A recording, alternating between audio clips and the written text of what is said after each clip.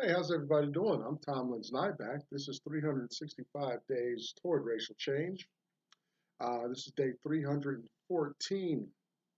Thanks for dropping by, stopping by, tuning in, Googling, YouTubing, clicking mouse over, all the ways that brought you here today. What we do here, if you're new, we talk about Black issues in America, see how, put our fingers on the racial pulse of the nation. And make no mistake, racism is a very important factor, aspect of what makes America what it is, right? It is at the roots of how this nation began. And, you know, if the roots of the roots of an apple tree are going to has apple creation in it. So those those the fruit from that tree is going to reflect what's going on in the roots, right? And America's binary around skin color is at the root of the nation, and you're really going to have to do some radical kind of surgery to get it out.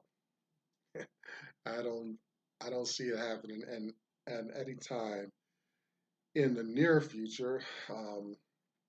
Seems like when things get quiet enough to begin considering and accessing some change for Black folks in the land, we get a new um, military movement, weather pattern, or disease. In this case, now the coronavirus. And our weather is getting more intense as well, right? These category 3, 4 tornadoes becoming more frequent. You know, um, a lot of things causing incredible pressure on us as a nation. And I personally believe in God and some of the Protestant traditions and whatnot. But you gotta feel like if you're alive, then your lifetime is one where you see humanity have these movements towards I don't know, towards chaos, towards some severe changes and stuff. And I mean, it's obvious. So I feel like whether it's a connection to the divine, or whatever that it means, like, okay, what's going on here? Is there something mankind can do to um, to change some of these occurrences on this planet?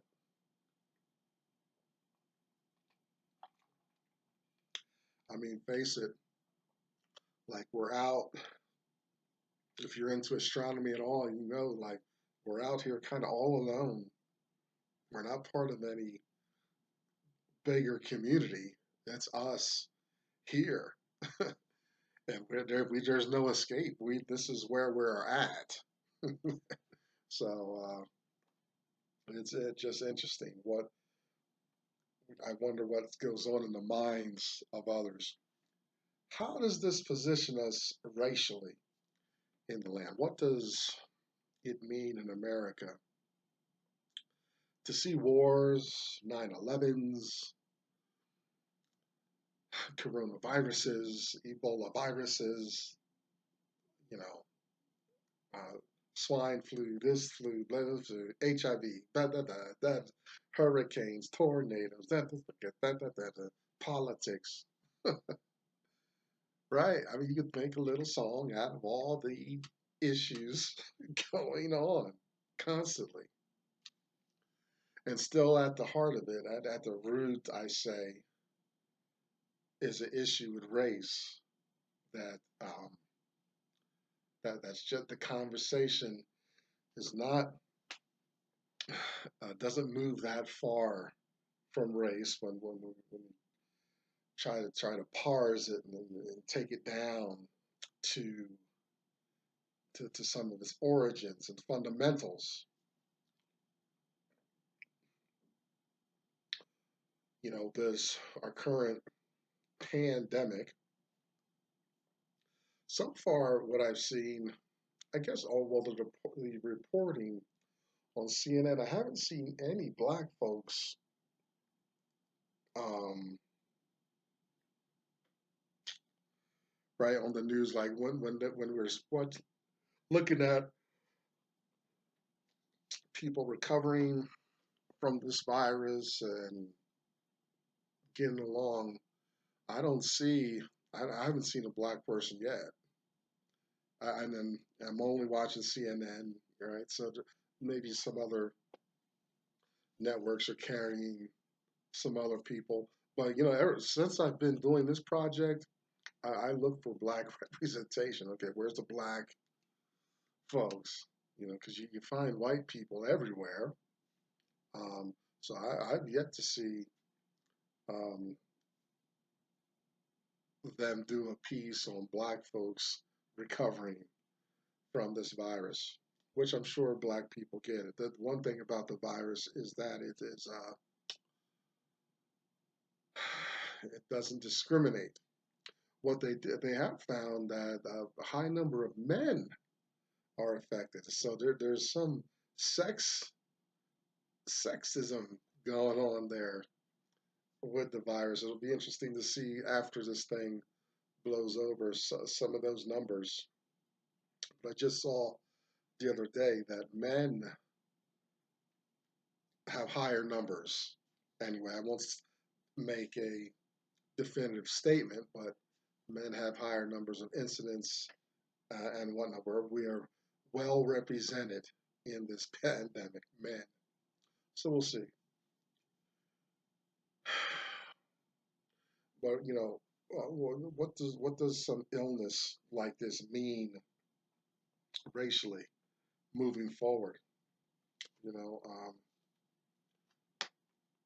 I haven't seen any numbers yet. This is still upon us, very new, um, shocking, but I haven't seen any numbers or any feedback along lines of color um, and how that plays into a person's access to rights, resources, you know, services.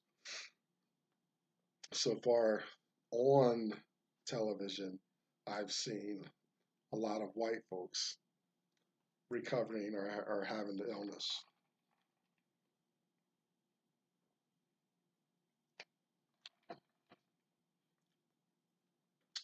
So today we're going to get into Black Labor, White Wealth, one of Dr. Anderson's great books. I encourage you to get these works. Um, but that is something I want you to think about whenever you see this video or come across it. Think about some kind of a major stress on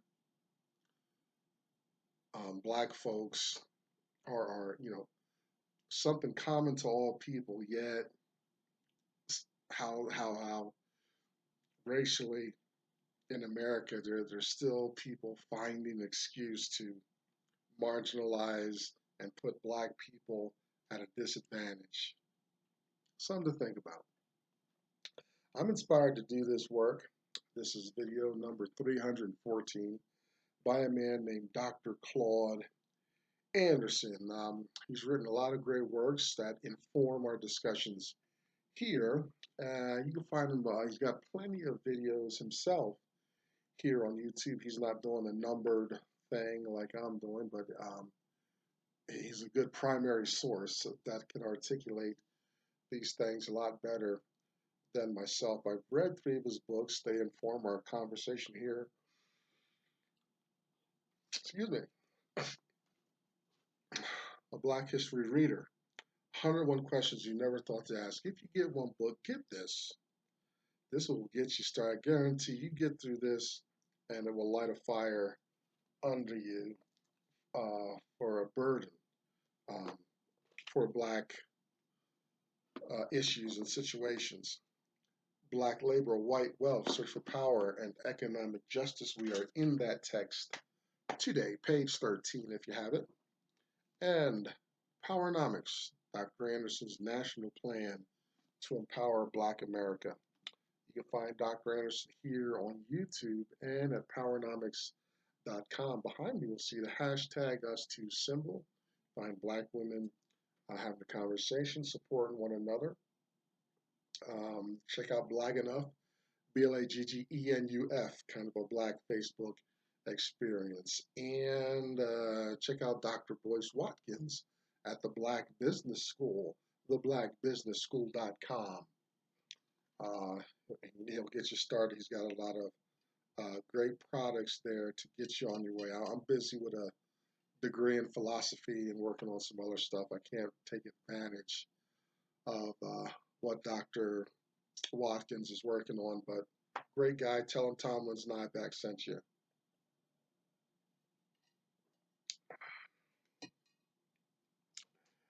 Oh, if you can't find your flavor here on the World Wide Web with billions of sites and things to Google and research, do what I did. Start your own.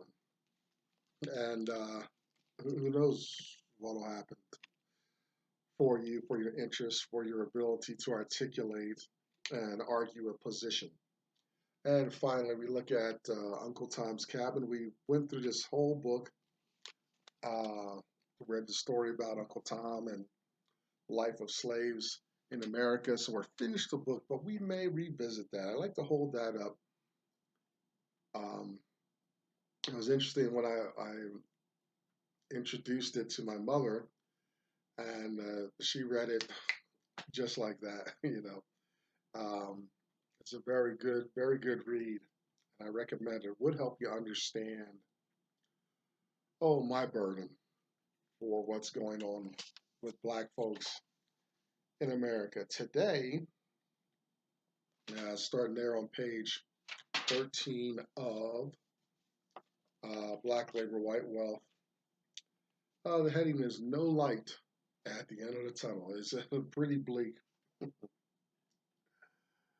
that's from Dr. Anderson's book, Black Labor, White Wealth. He's not very optimistic about where Black people are going, who we're with, what the character, nature of our experience in America is, and that's exacerbated by any illness, natural disasters, things like that. You consistently find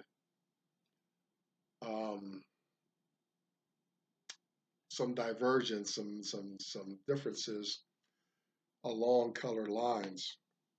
I mean, you got the president making these very grandiose um,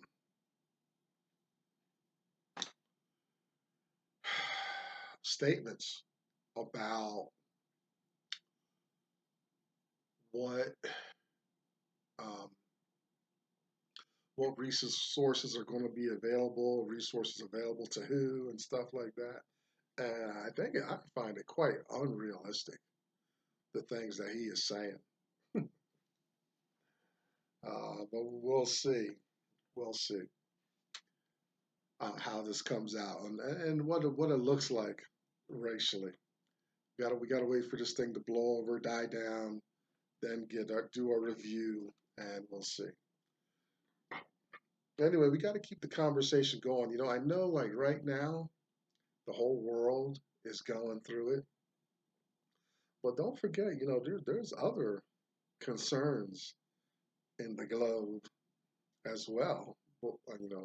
More than the virus, more than the economics of the United States and all this stuff. Some issues in America have not gone away. They still prevail, and they become more intense um, through what's going on um, with the things people have to go through with this virus and whatnot. Um, we got to keep the conversation going as well because other groups do it, right? The Jews are great at it. I wish the Native Americans were more assertive with keeping issues right in smack on the front lines. I mean, I see more commercials for disease sick children in Africa and animals than I see, you know, groups right here in our homeland, expressed. I just saw a short piece, I think it was on CNN, Native American women still being um, abused, kidnapped, right? They disappear at an alarming rate on reservations and stuff, and how um, these women of color and Native Americans and whatnot, how they're such a target to be preyed upon in the land. Very disturbing, right? So we don't get enough um, public information about what's going on with our groups. Um, the Jews, every couple of years, a movie. I think there's a movie coming out again to dramatize what's going on, what went on with Jews in World War II. That's a good thing. It's too bad you don't see more slavery uh, pieces on prime time, more Native American pieces on prime time. But you got to do that to keep the conversation going because the specter of racism is still alive in the land. To be quiet about it is to condone um, its movement in America, and we don't want that. Um, America right now with its level, its potential for diversity and pluralism is phenomenal. No doubt, no doubt, and it's even quiet. Like we don't have another summer like 2015, 16, 17, where a lot of black men were just being executed on the streets, you know, for various reasons by white male police officers, you know, overwhelmingly. Very sad. Listen, here's some statistics. Before the Civil War, you had 50% of blacks in poverty. By the 60s, that number actually increased 55%. And that's important. Like, see, the school teaches me, taught me, like, when you say the Great Depression and they show me clips of the Great Depression, I see white men in suit lines wearing long coats and stuff. Great Depression, right? So I'm thinking that's the common experience through the land. Listen, you during the Great Depression, you got people so poor that the depression never even hits them, or they don't even hear about any economic stress until, you know, 10, 15 years after the fact. You had the market crash, 1929, and I called, talked to one of my grandmothers, my father's mother. When I talked to her about the depression, she went on about my father. My father was born right, kind of, in the midst of World War II, and so she had no idea. She was so poor in North Carolina that there was no depression. They were already scratching their subsistence off the land. In her day, coming up, there was no depression. That you know, uh, I tell that say that because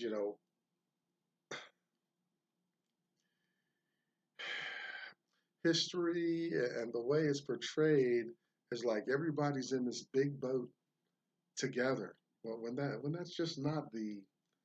that's not the truth of what's happening in the land and in the world. You got people that like now we have uh, businesses are closing because social distancing and all this stuff. But you got people that out here in America, I'm sure, in pockets that have no clue. They're already living off the land, very poor and stuff. So there's no um, economic stress on them in that sense. So black people,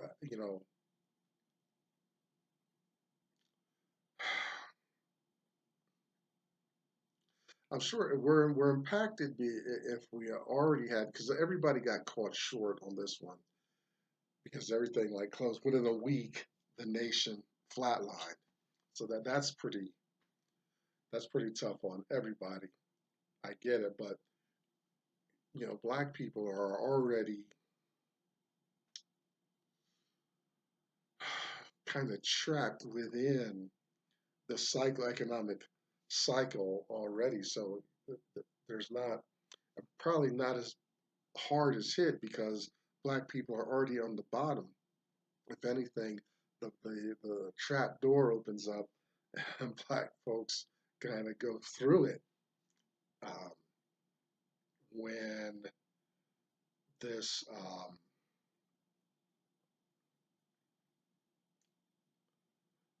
when these catastrophes happen. Uh, before the virus, well, before the virus hit America, I actually wrote this up when we got news that China was struggling with this issue. The president was applauding our economy and jobs and stuff like that, but you know the problem with my mind and the mind and other commentators is like, yeah, people have jobs, unemployment is down, but people working two and three jobs. What kind of like how can that be a good thing that a person has to work two and three jobs to get by in America? You got some rapistic people, you know, keeping their brothers and sisters in America really bound up through some really intense levels of oppression, whether it's high rents or poor wages or a combination of both, right? Uh, very, very sad. Um, Tech sector is always good and growing. I'm actually going to want to point um, myself in that direction. Uh, in light of what we're going through, and I just heard something today regarding incarceration, how people are being let out. I guess if they max out and fulfill their responsibilities to the legal system, yeah, they get out. But even as far as incarceration, blacks as um, as late as 6 years ago, which is where this statistic comes from, it probably hasn't changed much. 34% of blacks made up the incarcerated population. So you got the big three. You got white, Hispanic, blacks making up 34%, and you got other people carrying some change. But blacks are all usually the they're overrepresented in that sphere. Even he looked back in history, 1850s, Maryland, New Jersey, New York, Pennsylvania. 50 to 60% of the prison population was blacks. Like they were just arresting, and now that goes back to Jim Crow, where you take just arresting black people on the most frivolous, made up charges to again steal free labor from them, keep them incarcerated to work, building roads, digging ditches, things like that.